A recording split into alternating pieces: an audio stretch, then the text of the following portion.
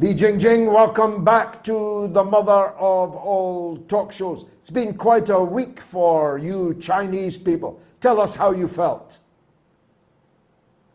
Wow, we felt angry, of course, and we've been working overtime, of course. But first, before I continue, thank you, George. I heard what you said about me. Thank you so much for your kind words, and I love your show as well. So always so happy to come back to your show. And this week is absolutely um, the 1.4 billion people in China are so angry. We share the same feeling. And we were so angry at what happened, what Nancy Pelosi did to the Taiwan region, that, the Chinese social network Weibo got crashed the night that she landed in Taipei, because everyone was going to the social network to see what she was doing. So our anger even got our social networks crashed. That's how angry we are. Yeah, but did it come out of the blue? Did you think they might be bluffing? Did you think that, the Easter Bunny might come down those steps instead of Cruella de Vil? I think it's not coming out of blue, and I think we were all thinking this day may come. We're kind of, me personally, who has been following this kind of news or politics from the United States or the world, I know this will come. I just didn't know this came so early. But how to say, it shocked me that the United States is no longer sticking to politics or basic principles of international relations. Like you mentioned earlier in your opening monologue, that the international community recognizes Taiwan is part of China. There's only one China. But still, even the United States recognize that Taiwan is part of China. And I'm totally shocked that how few people realize that, how few people know that. And actually, to prove what we said, I actually printed out two documents, the UN resolution and the Shanghai Communique signed by the United States and China. And I'd like to read a few paragraphs to prove to our viewers who don't know that Taiwan is part of China. Let me show you what the international community thought. This is the UN resolution 2758, published in the year 1971.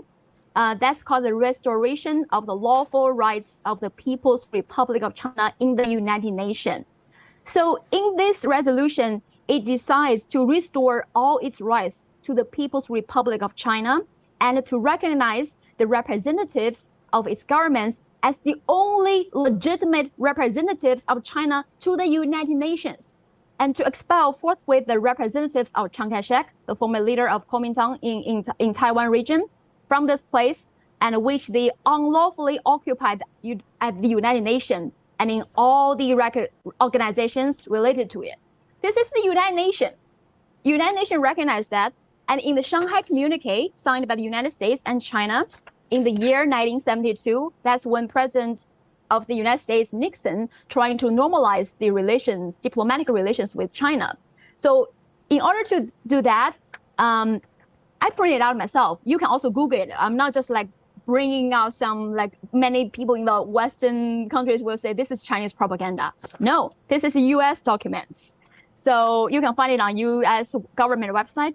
It says the US side declared the United States acknowledges that all Chinese on either side of the Taiwan Straits maintain there is but one China, and that Taiwan is part of China. The United States government does not challenge that position. It reaffirms its interest in a peaceful settlement of the Taiwan question by the Chinese themselves. And it's also that year they decided to withdraw all US forces and military installations from Taiwan. So every government, the international community recognizes there's only one China and Taiwan is part of China. Then Nancy Pelosi went to Taipei. That gesture basically means the United States don't follow to their agreements. They no longer interested in sticking to the one China policy. and they have a third most important politicians going there to support the separatists. That's a blatant provocation. And it also, I think this trip also damaged the US government's credibility, because you don't follow your words, you don't follow your written government documents, agreements, then your words mean nothing. How can we expect any country, anyone in the world to believe you as a country? So I think this trip probably brings more damage to the United States itself. Yes, but they didn't do it for nothing, and it won't be the last thing they do. So how is China going to respond? President Xi Jinping said that those that play with fire will get burned by it. So Nancy Pelosi did play with fire. In what way and when will the United States be burned by it? First, there are already some consequences towards Nancy Pelosi and his family members. There are sanctions announced by the Chinese government towards Nancy Pelosi and his relatives. So her husband and her son has a lot of investments in Chinese companies, related to Chinese companies. So it's probably a big loss economically to her family. Also, China canceled canceled and suspended several conversations with the United States, either with the U.S. military and also on climate change. So there are several cancellations of collaborations between China and the United States. So we will see the consequences. And second, I'm not sure about the burning the U.S. down thing, because I think Chinese ourselves, we really cherish peace. We don't want war. And as the Chinese government officials said verbally and written in their documents, we always seek peaceful reunification with Taiwan Island. Chinese mainland will always seek this peaceful reunification. And you can see like the words from Chinese government and their actions are always consistent. We won't choose any violent way unless the government officials or militaries from the United States or its allies can come here to our territory to provoke and undermine our territorial integrity and national security. That's a clear provocation. So I think the world is watching the military exercises, drills in our own waters. So I think any country wants to challenge, to undermine our net territorial integrity, they should think twice. Yes, but you know, there's a danger. I've got to put this to you. It's my job.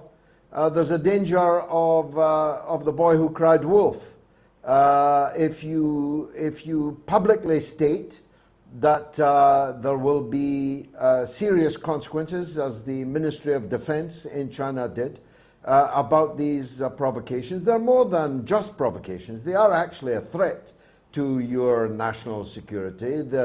The USS Ronald Reagan and the battle group that is threatening to sail through the Straits of Taiwan, these are potentially a danger to your national security, not to mention a grave insult to your national integrity. Now, in 1949, the HMS Amethyst, in the famous Yangtze incident, was effectively sunk by the Red Navy, which was in its infancy, of course, at that time. I suppose I'm asking, at what point will these provocations be halted by China? That I can now say for sure, because that I'm not a government official. I cannot say on behalf of the Chinese government. But you mentioned something, because this threats, this intentional undermining a country's territorial integrity is very intentional from the United States.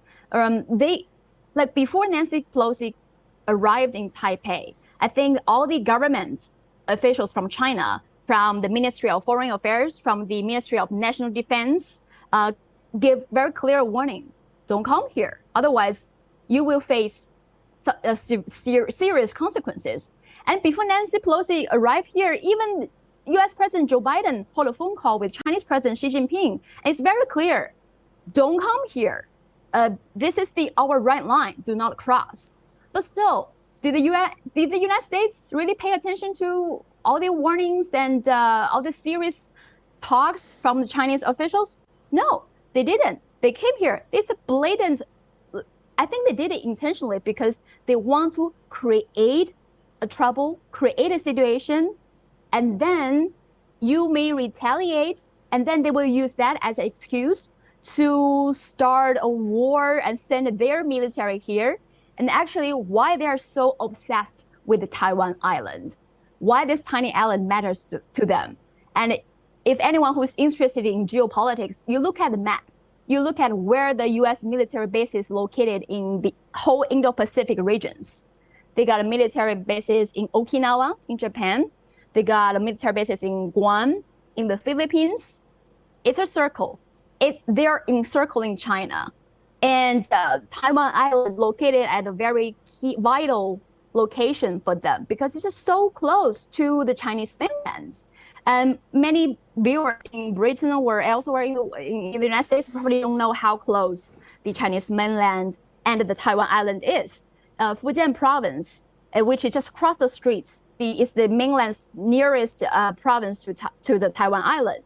And the city in Fujian province, Pingtan, is only 128 kilometers away from Taiwan. If you drive a car, it's probably just less than 1 hour. So this Taiwan Island is very vital for the United States' geopolitical ambition in the Indo-Pacific region. And I want to share with you an article I read a few weeks earlier. It's written by a former retired CIA official who actually served in the command in East Asia and South Asia. I think his name is David Sauer. He wrote an opinion piece on The Hill. And sometimes it's really interesting to read the articles written by these warmongers because they reveal their true intentions and their projections. They said Taiwan Island is the cork of the bottle for Japan. And they worry that if the Chinese mainland reunified with the Taiwan Island, then China will have full control with the shipping lines in Japan and South Korea, which is absurd.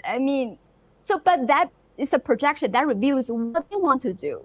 They want to control the Taiwan Island so they can use their allies, their military bases in their allies nations, use Japan to further contain China, and also they will contain the whole Indo-Pacific region. And you mentioned in your opening monologue that the pivot to Asia, Barack Obama, during his administration, he announced this pivot to Asia. What does it mean? The United States will pivot to Asia militarily and politically. But every time they turn to Asia, they bring atrocities to Asia. Their pivot to Asia is bad for Asians. Look what they did. If they had military bases in Okinawa, in Guam, in Philippines, and what their soldiers did, they tortured, killed, raped the locals. It's always suffering. You always see people in Okinawa protesting against the U.S. soldiers' cruel activities towards locals. Locals cannot cross certain places. Their pivot to Asia is not bringing peace to Asia. They want to the whole Asia to serve the U.S. geopolitical interests. Now listen in for the nuggets. You don't speak for the Chinese government, and of course I don't, but I've got an idea I'd like to whisper in your ear. If China sent its third highest ranking official to Havana and announced that they were going to utterly transform and uplift the economic and social infrastructure of Cuba. They were going to pave Cuba with highways, with airports, with railways, with high-tech infrastructure and investment of all kinds. And they were going to send exactly the same kind of military assurance to the people of Cuba that the United States have sent to Taiwan. That would be a tit for tat that would send a signal around the entire world and would be a jolly good thing. And whilst I've got your ear, I'd then go and do the same thing in Venezuela and the same thing in Nicaragua. I tell you what, you drive the Yankees crazy. Li Jingjing, thank you very much indeed for joining us on the mother of all talk shows.